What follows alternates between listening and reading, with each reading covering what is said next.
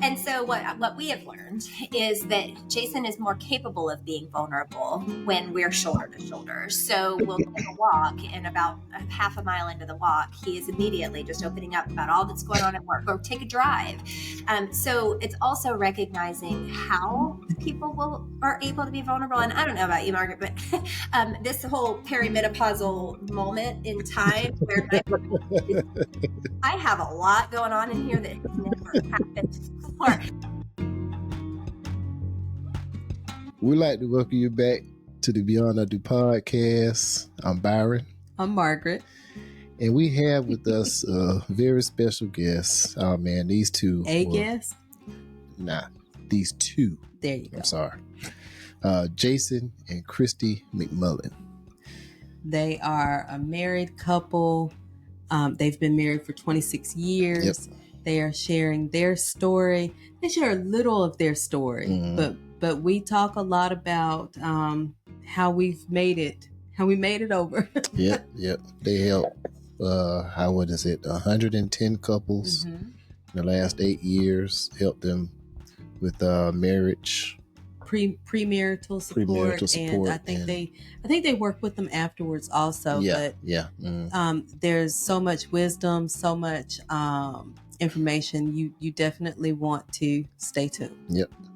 All right, here you go.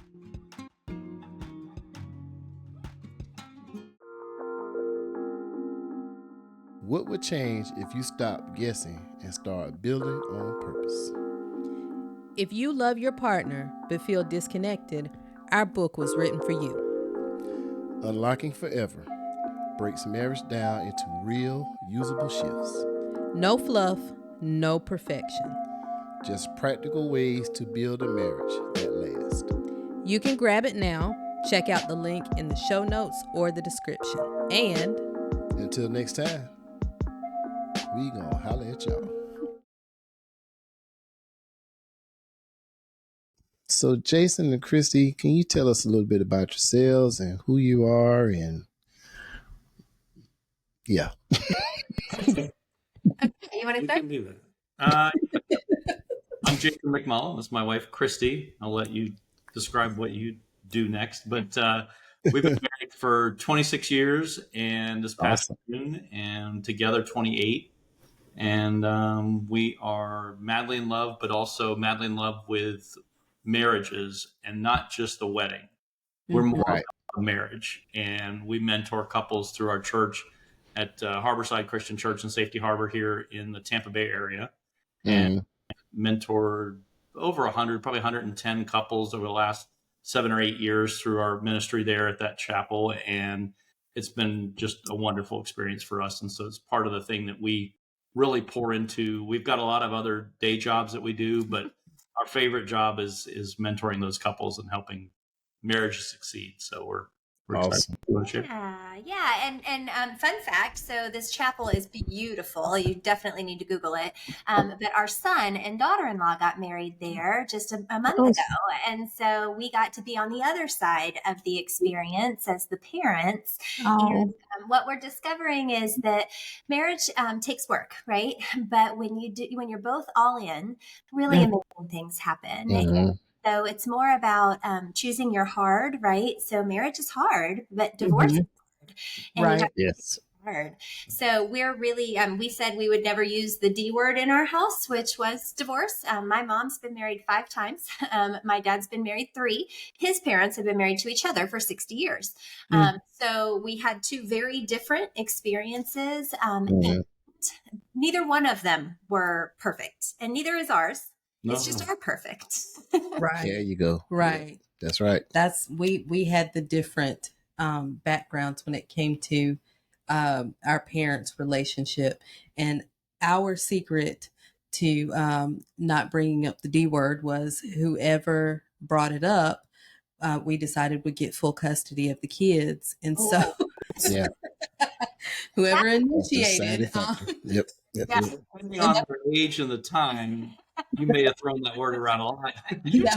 I don't want to deal with it. Yeah. So that was something to think about. Do I really want to? And even in the worst times, it was like, do I really want to deal with all this by myself? Because it's easy to say, go in there and talk to your mama. That's right. I'm going to take you to your mom's house. She's on to deal with that. Yeah, exactly. Right, exactly. right. And you have to deal with mom. It's not my day. Yeah, exactly. So 26 years, mentoring over 100 couples. What is something that you see in these couples that you've seen maybe in your relationship that you think was a big uh-oh, and that you would tell couples to avoid or to preactively avoid? Great question. So we talk a lot about the whole, everything right now is butterflies and bubbles, right? Nobody stands in front of the altar and says, we're going to try this out for a little while and hope for the best. Instead, we're going into it all in, but we think that love is all we need and everything is going to just work itself out. So we use a gym analogy a lot with our couples that helps explain what it takes to make all this work. So Jason, I'm going to let you tell the gym analogy and then I'll tie it back into her question. All right. So everybody's been to the gym. That first day you go, you're excited, you're motivated, whatever got you out of bed that day to go sign the contract. And you stand there, you sign the contract, and they show you all the equipment. And then you work out that day and you try everything and you just go around, and the next day you wake up and you say, boy, I hit all the equipment and I'm sore. And that was tough. I'm going to take today off. Maybe I'll go on Wednesday. Oh, well, I'll go on Thursday. And the contract kind of sits there and collects dust. But if you want to get the six-pack abs and you want to look good and you want to stay healthy, you got to keep going back and going back and going back. And you got to eat right, sleep right, and all those things. And then do leg day. And you got to do those things that you don't want to do, those pieces of equipment. And so it's very similar to a wedding, right? You go in front of all your friends and family and God, and you stand at the altar and you sign the contract and you say, we're going to do this. It's going to be hard. And we know it's going to be hard, but if we stay in shape, it won't be as hard to do it. Right. And we work together. And so you start doing all those exercises, and that's communication. That's all the different things that you're doing throughout your relationship. But if you just think that the rainbows and butterflies will get you through, that marriage contract is going to collect dust just like that gym membership. And you're going to one day, years down the road, maybe after the kids leave the house or maybe before that, and say, what are we doing? Who are you? And why are we in this relationship? Right. And that's a sore muscle trying to, recalibrate to the new equipment. And it's very difficult. So. Right. So the bow that I would tie on that is, your question was about what do we see consistently? We see the butterflies and bubbles. They're excited, but we help them understand that needs to stay, and you've got to go to the gym. You've got to work at this. And the more you work at it, the better you're going to look, right? The better you're going to feel. Yeah. So ultimately, we all have to work at it. It doesn't just happen. And that's what we try to remind our couples of and remind each other of too. Right.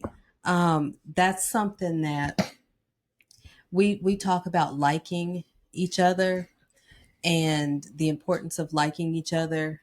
A lot of times in romantic relationships, we don't discuss that, but sometimes it's the like that, I say sometimes for us, that like is what helps us maintain that closeness, because this is my friend and I enjoy time with him. So if there's conflict, I want to resolve it so that we can get back on track.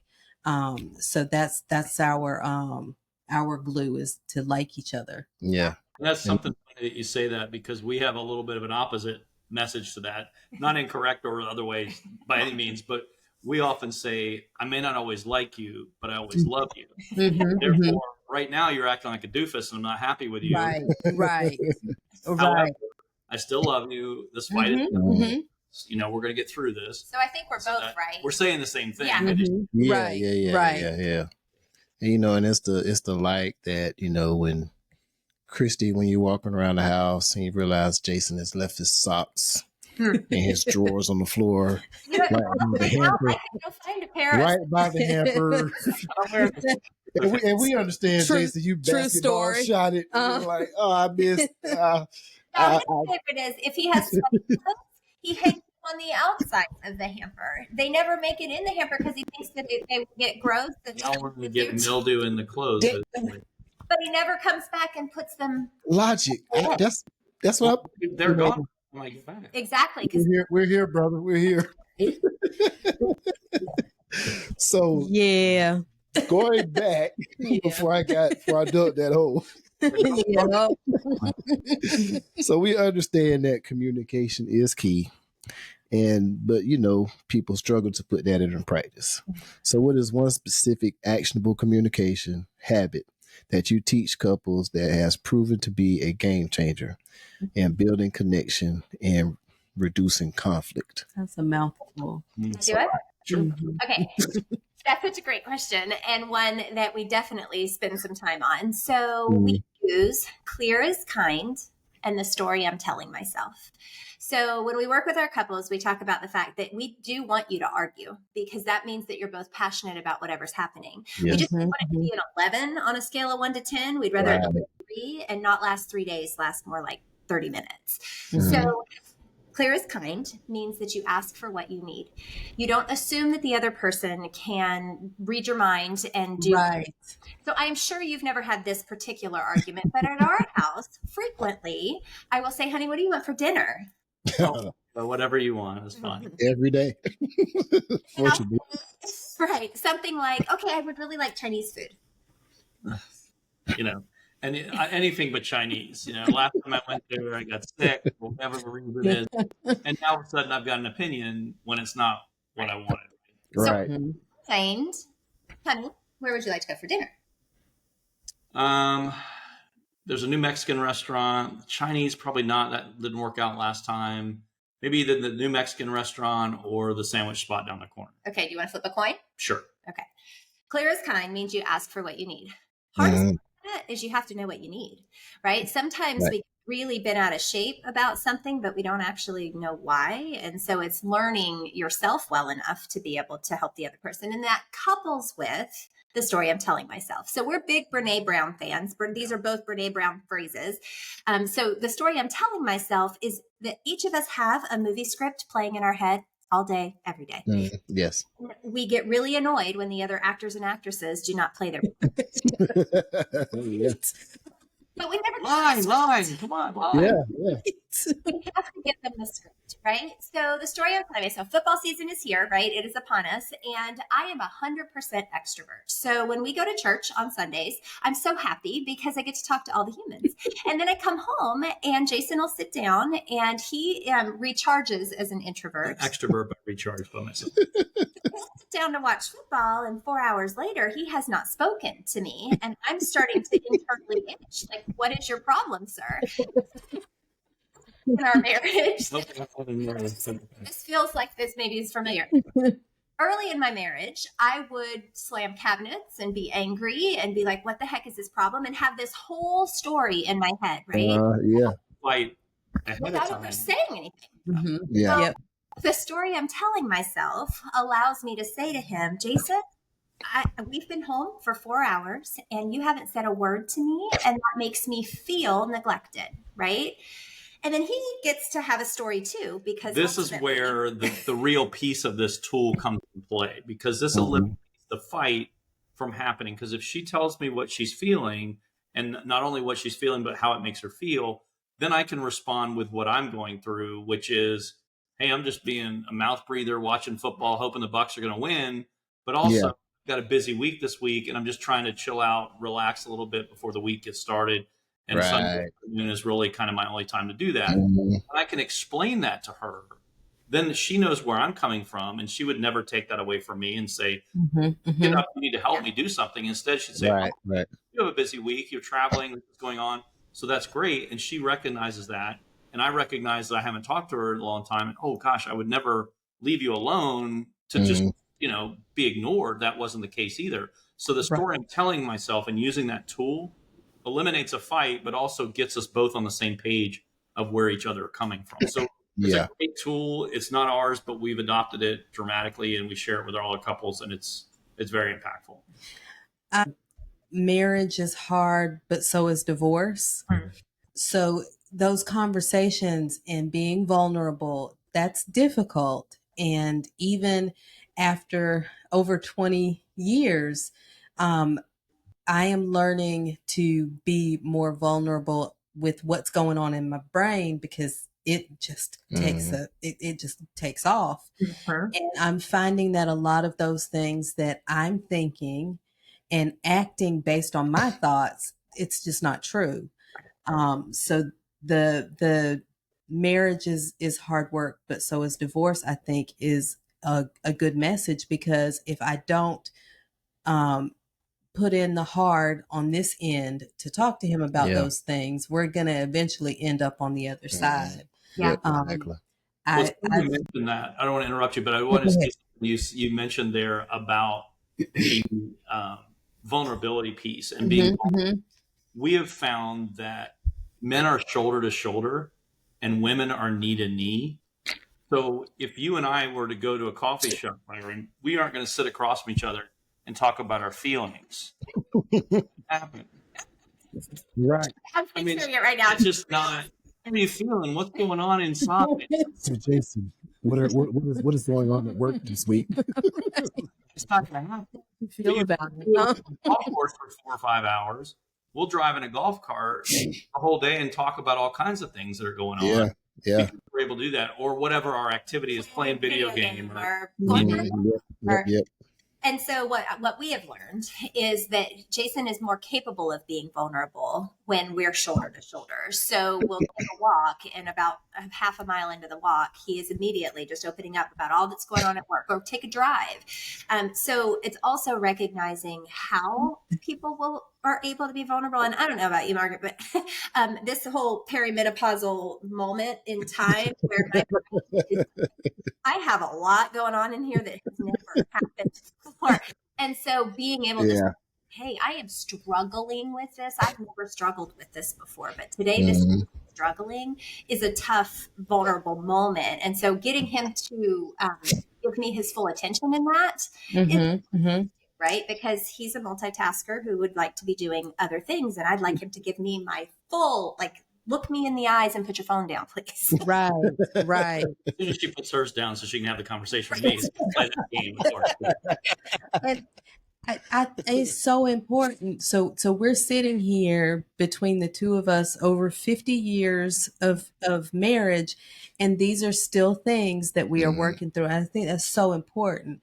I've started to give him small glimpses of my thought process, because initially it would be sharing with him what I'm feeling or what, what have you.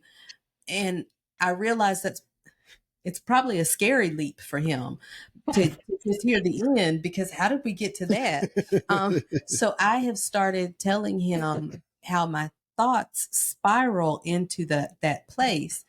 And so I hope that helps him realize, where it's going, where it comes from. And as I learn more about it, I'm able to share with him. But one of the things that we just had recently, I would, as we're talking about something, I would feel like he's getting frustrated with me, or he's, and so I would shut down and stop talking, or I'd say, well, it's okay, we'll talk about it later. And I finally had to stop and ask him, are you frustrated with me? No, I was just trying to tell you, blah, blah. And he's so nonchalant about it. And I'm like over here turning and twisting and trying to figure out. So it has been so helpful for me. It lifts a weight off of my shoulder, because I don't have to second guess or wonder. And I don't know why it didn't occur to me before that I'm over here overthinking, and he's thinking about what he's going to fix next or build next or whatever. Right. Yeah. It's like that meme that they had with the couple of laying in bed, and his backs are facing each other. What's he thinking? Like, what is he thinking about? He's like, well, when I get up tomorrow, I got to put the trash can on the curb, Right. He's probably thinking about other girls or something. Right. That's what she says. And he's like, I've got to put air in her tire tomorrow before she leaves work. Try to remember. that is the story I'm telling myself personified, right? Like, so the story you're telling yourself is just, I've got a couple chores to do tomorrow. Meanwhile, we're thinking about all the things, and all the things are completely connected. So there's a great book called Men Are Waffles and Women Are Spaghetti. It's very Venus, Mars. Right. Okay. But men are waffles. You compartmentalize things, right? So you're thinking about football. That's all you're thinking about. You're not thinking about anything else, right? You're thinking about the bills. Okay, that's what you're thinking about right then. You're thinking about sex. That's what you're thinking about right then, right? Like you're in your compartments and everything is clear. We're spaghetti. We. We're spaghetti. Everything is connected. The noodles. Yep. Yeah. At work, and then I had a kid say something evil to me, and then my own kids tried to be foolish and say something dumb, and then I burnt dinner, and then this happened, and then that happened, and now you want to have sex with me? No. Right. So it's the guy's job to untangle the spaghetti, right, and get to the point where you are not thinking about all of the things. It's definitely helped, and in us having that language. The other language that we have used a lot is, are we playing tennis or golf? Yeah. So in conversations, you wanted to play golf and just tell him the things, right? If he's trying to solve your problems, that's tennis. Well, and so much of being a husband, when the love of your life and the person that matters the most to you, and you want her to be happy, is upset or frustrated, and someone else has contributed to that themselves, but somebody else out in the world is like, either we're going to go fight them or we're going to give you a solution how to fix it. And that's what they want to do, right? Well, all they want to do is get this load off and tell you all about how their boss at them, or they added this extra work and they're not their job and all this kind of, whatever it is, they want to play golf. They just want to leave it by themselves and just let you listen to it. But if you don't know your role and you think it's a tennis match and you're interrupting and saying, well, did you ask him about this? And did you try that? Yeah. Angry, and you don't want to tell the story, right? Yeah. I feel like this is golf. We're ready to go. I feel like y'all have been with us for the past, month and a half. That's because we're living in our house too. Every house is living in. Yeah. I've started to preface things with, I don't want you to help me fix this. I just want to tell you. Well, now you just tell them it's golf. Just say it's a golf conversation. Right. There you go. I love that. Yeah, I like because that. Yeah, I need that. That's something that immediately, because I work in the paper mill, but I'm a mechanic on the side. So you're a fixer. So you can imagine. I'm a fixer. Right. You know what I'm saying? So it's like, we got a problem. How am I going to fix this right now? I become a transmission or... Right now, as you state this, whatever the issue is, I'm out there getting my toolbox. Okay, I got make sure I got my tools. So we're gonna fix this problem right now. Yeah. And that's the thing. We don't mean to be disrespectful or step on your toes or exactly feelings. Right. It's ingrained in us that this important person to us is hurting, and we want to. But that doesn't make us mad, right? Like it's so. It does go back to clear as kind in the story I'm telling myself. The more we can communicate what we really need versus our perceived or letting him assume he knows. Because 26 years in, he does not read my mind. He cannot read my mind. Right. I can't read my own mind these days. So That's a it's not meant to be that he should know me by now. Yeah, he should know you by now. And thinking like nobody can get in there. Right. And it's not fair to put someone in that position. None of us are mind readers, and we shouldn't expect anyone to just know. Even like you said, after over 20 years, you still. I'm all over the place because I swear we've been going through stuff. Good conversation. I think that's why we dressed alike. You know? Right. Very simple. That's maybe we're gonna blame it on the perimenopause. We're gonna blame it's hormonal. It's a whole opportunity just waiting to happen. And so one of the biggest issues is maintaining intimacy within a marriage, and you hit on it earlier. I have all this stuff going on, and I'm telling you this stuff is going on, and your answer is sex, and that's just not the answer that I was looking for. So how do couples over time, especially, I think that with us, we're on the back end of it because the kids are older, but for those who are in the thick of things and life is just moving all around, how do you maintain that intimacy, being respectful of each other, but maintain that connection? Start. Yeah, this is always a fun one because in our sessions that we meet with our couples when we do our mentoring, the fourth session is about intimacy. We call it the sex chapter, and the guys get excited, but ultimately it's the intimacy chapter. And it really is not about the act of sex. That's great and that's wonderful. It's the intimate part that leads to that. It's the conversation leading to it.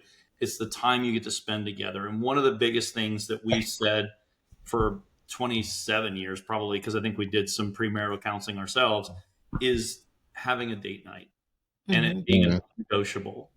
Making it, okay, if it's Thursday night and you don't have a lot of money, it's watching your favorite show and getting a to-go pizza and sitting in front of the TV and spending time talking. Or, I mean, we literally would sit in her college dorm in front of a 9-inch TV with a VCR attached to it and get Papa John's pizza on some Thursday nights. But Thursday was our date night. And we made that date night always priority one. Even when the kids were little, they'd go to bed early. That was our night, whatever it was. And we knew that, okay, yeah, maybe we had sex that night, but it wasn't about this is sex night. It was about reconnect, have adult conversation, figure out where we are. It wasn't a meeting. It wasn't, hey, on Thursday, you got to take the kids to this and your mom's coming to town for that. Maybe 5-10 minutes of that, get that out of the way so you can get your mind cleared. But ultimately, it's just reconnecting, remembering the fact that all of this stuff that we're doing in life and the hard jobs and all the cleaning up and chasing after the kids' practice and all the different stuff you're doing because you love this person and you want to spend your life with them.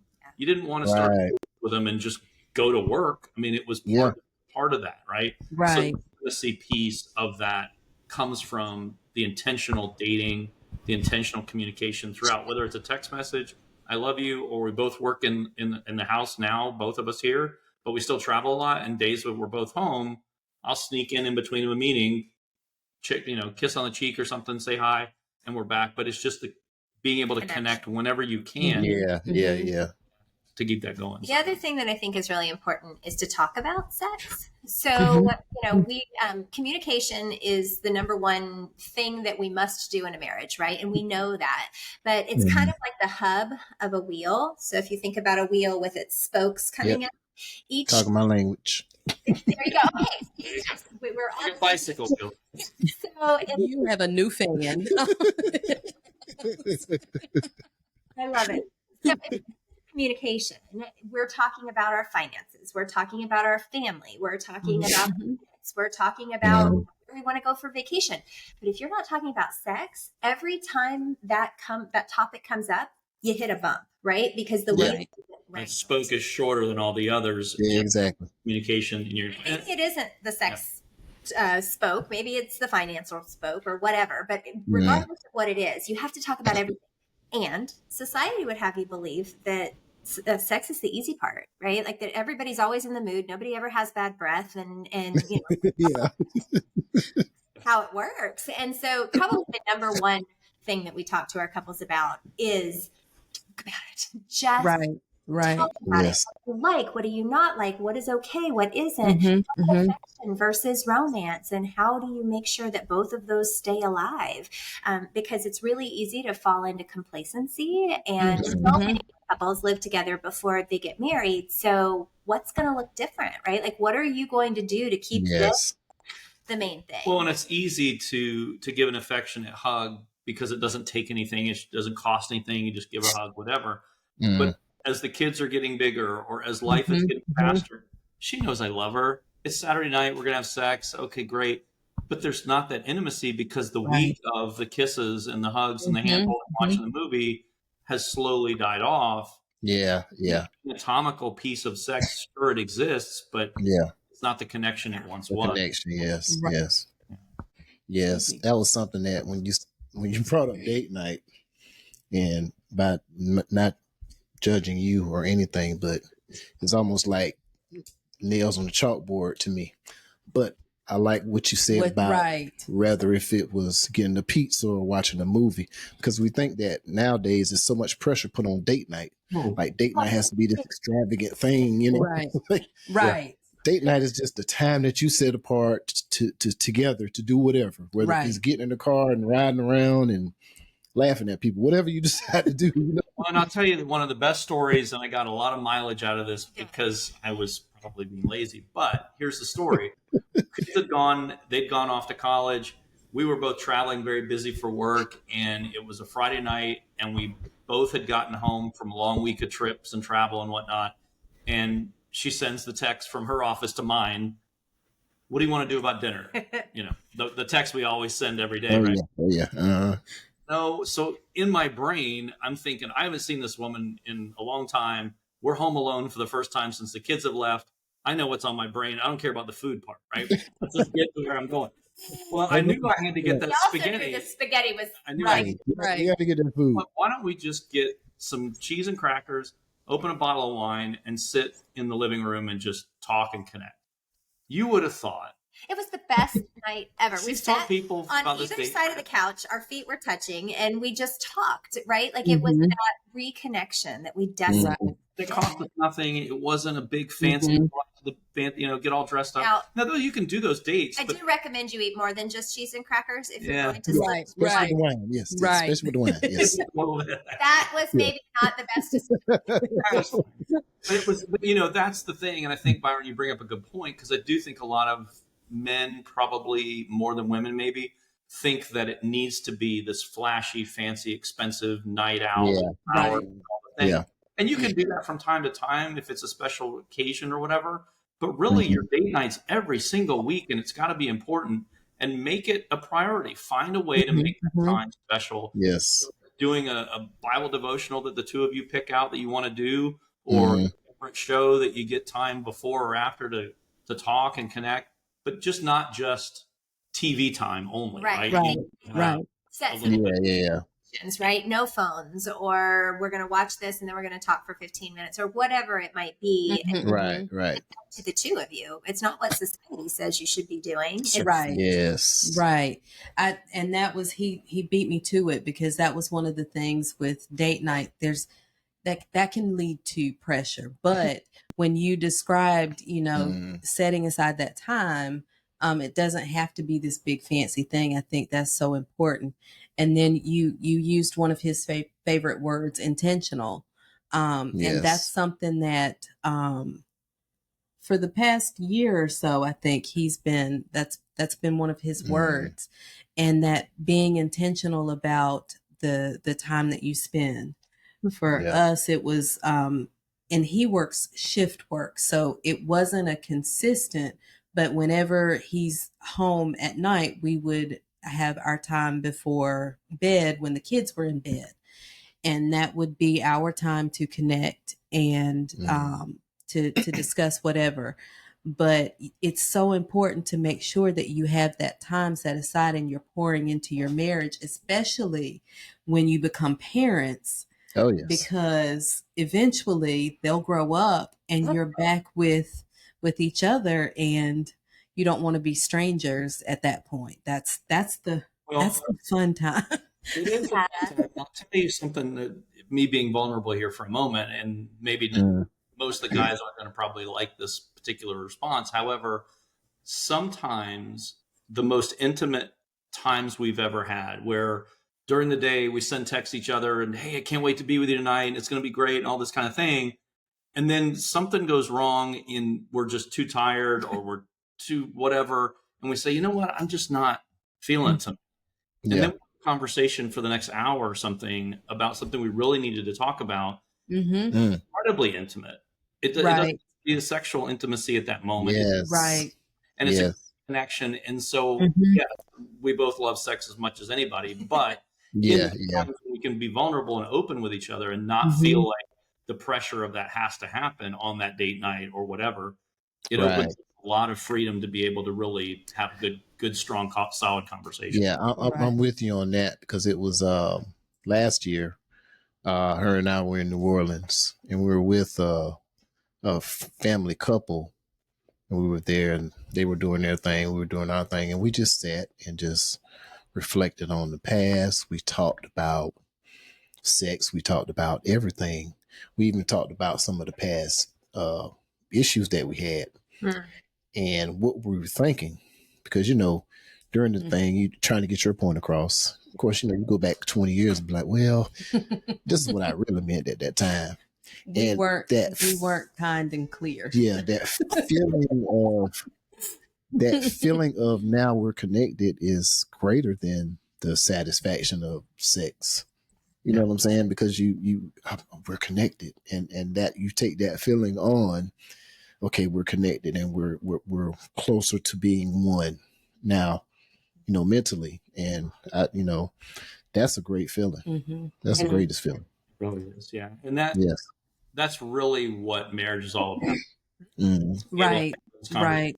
We often talk, and we kind of started this way, but so much time and so much money and so much effort is put into the wedding. Yeah. Everything's perfect.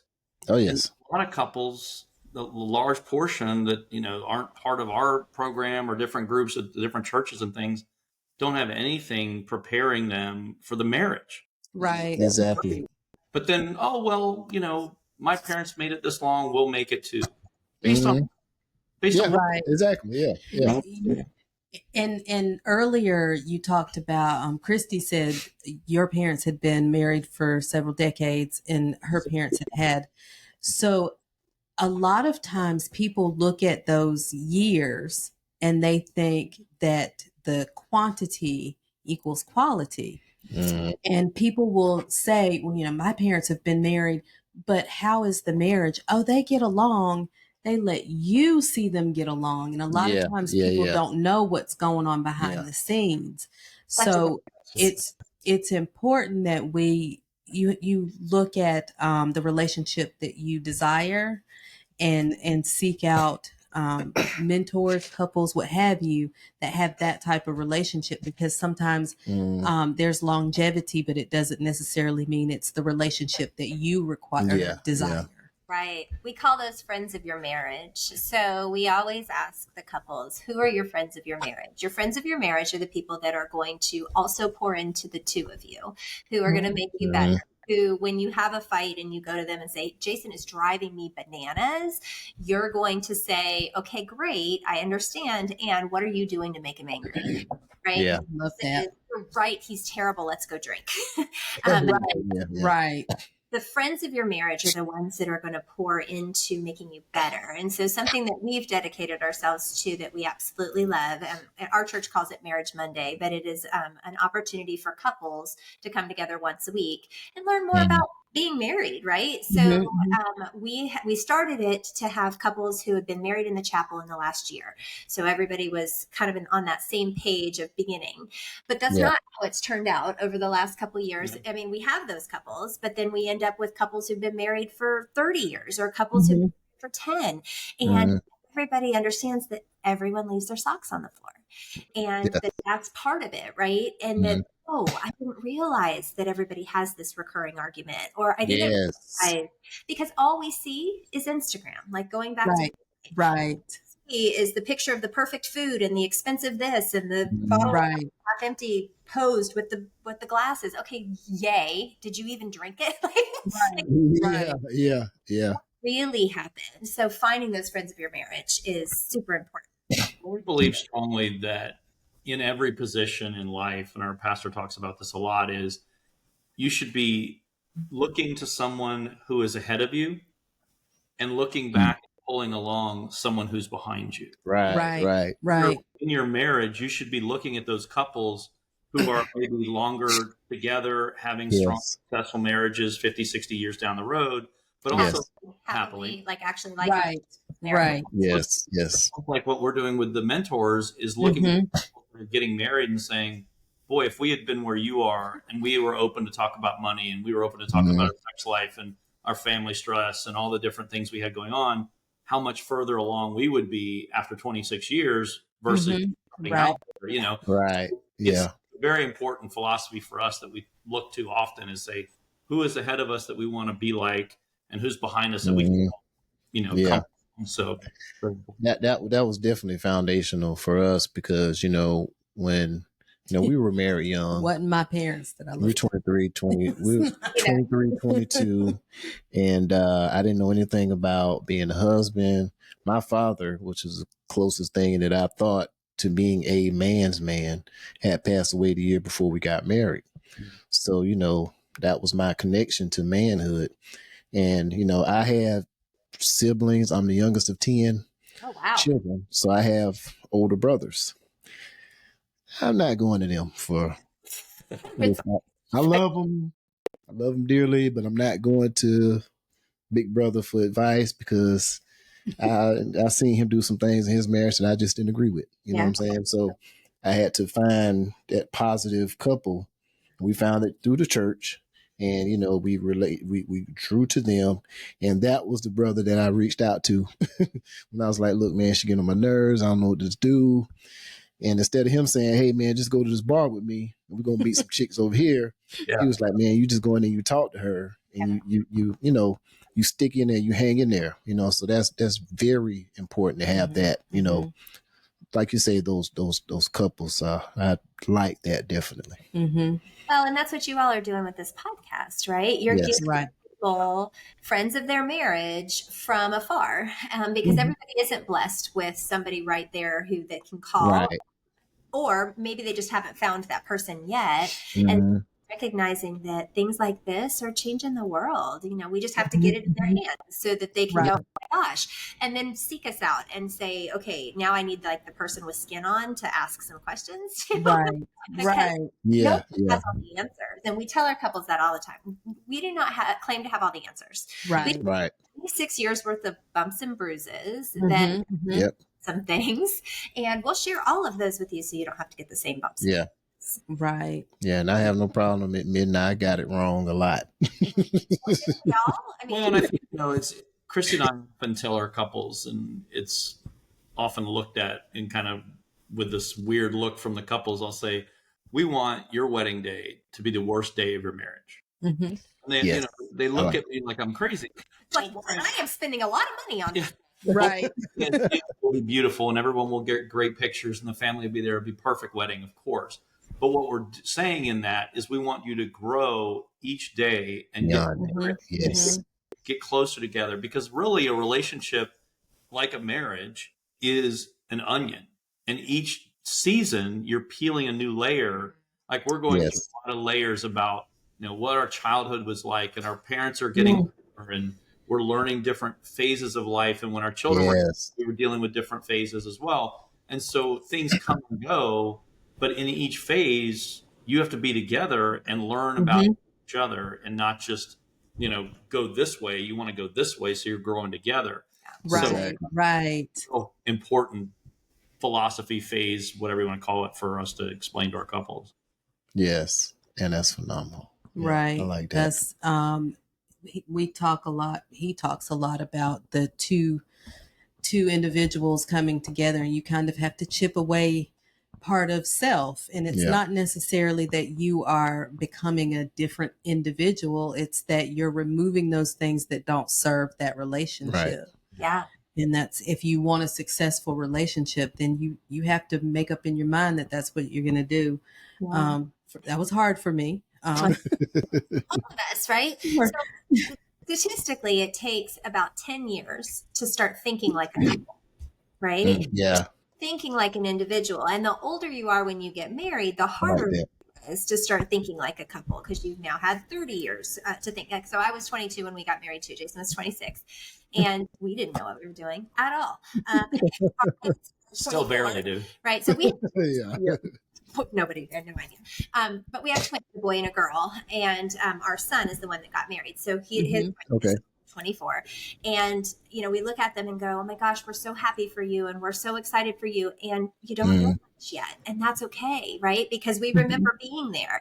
It's learning how to start to think like a couple. And that takes 10 years. And it's becoming that perfect connection based based on your superpowers. So one of the things that we do is we do a personality test with couples so that they can figure out how they complement one another.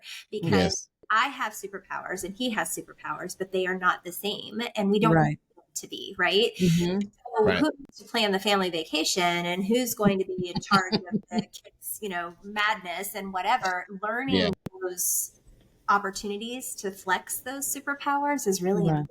That's what makes who The we are. strengths and weaknesses. Right. Yes, definitely. I love it. There's so much wisdom.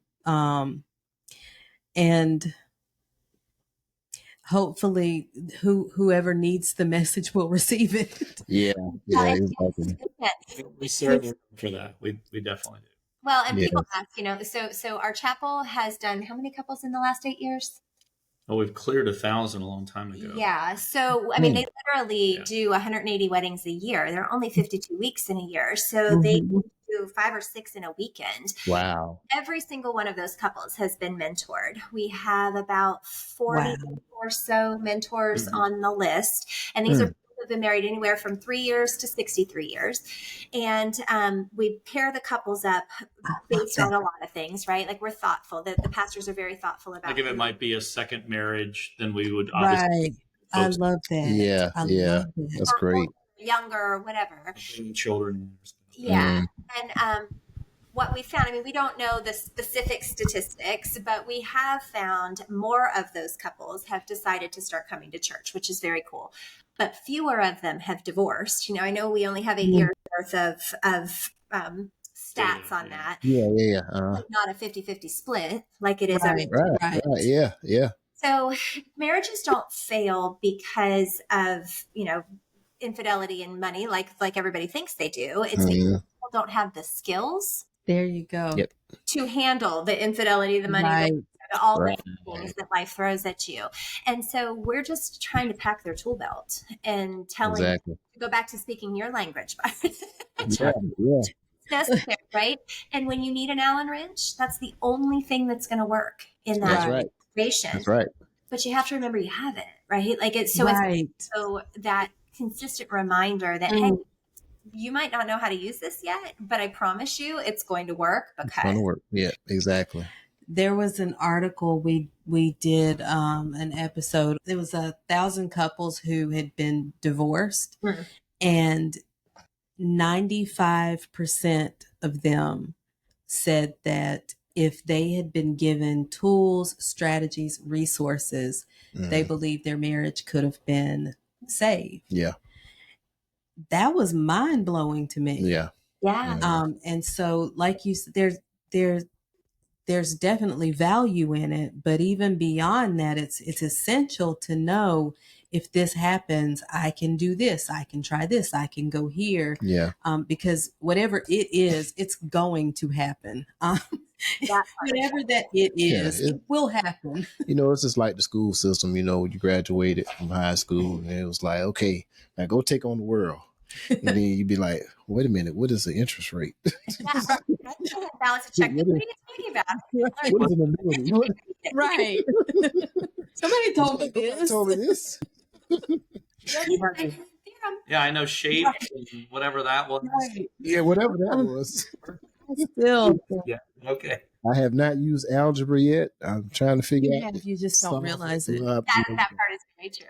For X and Y. I probably haven't figured it out. Yeah.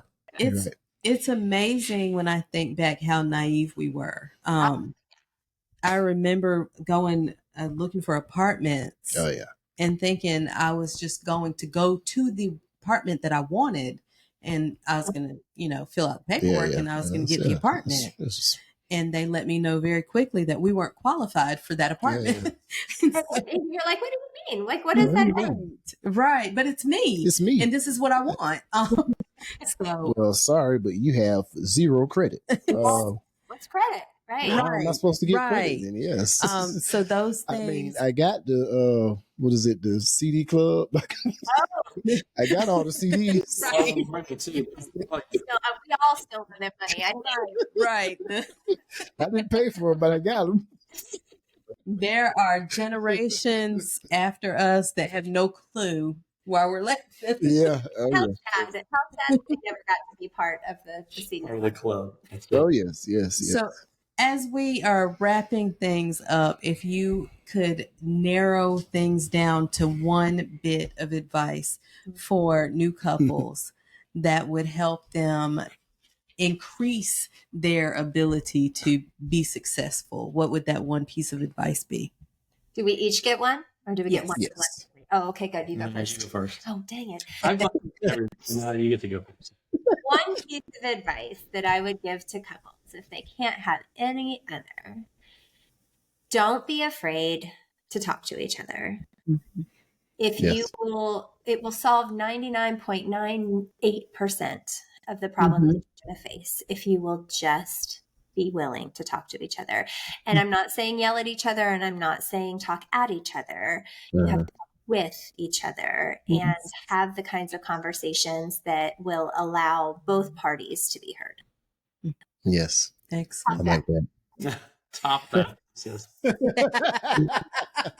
Fall in love with somebody who is extremely competitive, and There you go. There you go. no, that's me. That's me. No, I think that that's a great point. I think that, obviously being able to communicate with each other is key. It seems very cliche. Oh, just learn to talk to each other and that'll solve it. But it really does. I think probably the other thing that I know I wasn't good about, and I know that Christy struggled with too in the beginning, and we still have pieces of it from time to time, is recognizing timing. Timing in your marriage when, Byron, you've been on a long shift and you come home and the first thing she wants to talk to you about is this bill that's due and your mom's coming over and where are we going on vacation and barrage of things. And all you want to do is take your shoes off a minute and figure out, which end is up. And they hit these. And we do it too. It's not male, female, but it's something I think that recognizing timing is so important, because if like when Christy talked about going on walks and me being able to open up and talk a little more vulnerably. Right. When we would do that, we would learn about things that each other were doing. And now most days, almost every day, even if we're not together, what does your day look like? We just ask each other kind of that question. Oh, I've got a meeting at this time and that time, and I'm going here, I'm going there. All right, cool. Well, if I hear her say, I've got meetings from 8 a.m. to 6 p.m. and I don't know what we're going to do about dinner and whatever, I recognize that I got to step up. That's the day for me. Okay, she's going to be stressed. That's going to put in her plate. Let me figure out, can I do the laundry? Can I get dinner? Can I, whatever? And she does the same thing for me, so that if I know, hey, there's a big interview coming up or there's a big client meeting or something, she take that pressure off in another way.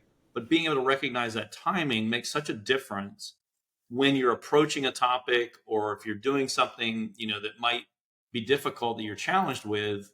If you know it's the right time to bring it up, you've got a lot higher chance of success between the two of you. And I'll leave you with one thing. And some really good friends of ours who are now, they were a couple of ours early on in our mentoring days. And they told us one of the rules that they had in their house was they didn't have serious conversations after 10 p.m. at night to avoid fights, because we have all been there looking at the ceiling, crying, Screaming, wishing it was over. I cry a lot, so it's okay. No, I'm kidding. But, those fights that we've had laying in bed, we shouldn't have bought the car. We did buy the car. We don't know where to move, whatever the thing is. End of your day, you're exhausted. You don't have any mental energy to give to that important thing. Now, the Bible says don't let, the sun go down on your all this stuff and that kind of thing. But this is important conversation needs to happen. Sleep on it. Right. Tomorrow, get a fresh mind about it. You can have a better attitude and be able to have those conversations. So we implemented that in our marriage. And I'll often look at the clock and go, up 10:01. Sorry. You just want to do that. Yeah, I guess it's true though. It does work because it eliminates just that overtired kind of conversation. Or it eliminates that 2 a.m. stare. You're still looking at the ceiling fan. Fall asleep, You but count the spots on the ceiling like, okay, Nah, You don't have anything else to say? Yeah, that's okay. But I think timing's a good one. Right. That is fantastic. I like that. I like that. We have thoroughly man. enjoyed. Yeah, I could talk to you guys all when, night. when we did our meet and greet, we were both like, "This is gonna be good." Yeah. So we've enjoyed it. We thank you for your time, your expertise. If listeners want to learn more, where can they find you? Yeah, so we're both active on social media, but we actually have a company, and you're going to appreciate this, Byron, called Intentionality Group. And Intentionality Group is designed to help make people able to be the best versions of themselves. We do that with businesses. We also do that with individuals.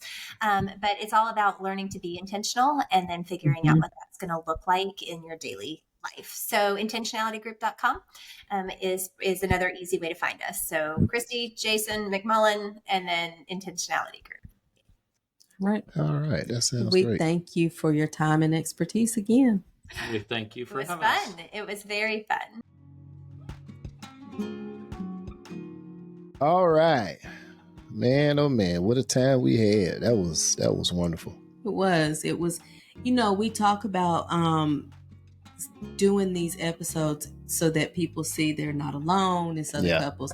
And that's how I felt. Yeah, exactly. Because it's like they knew us. Right. And you would think after being married for as long as we have, for as long as they have, that some of these things that people think, oh, you wouldn't, know, you wouldn't understand. Y'all but been married long enough. Y'all shouldn't be going through all that. Right. So yeah, it felt good to hear another couple going through some of the same things, but also determined to come out on the other side.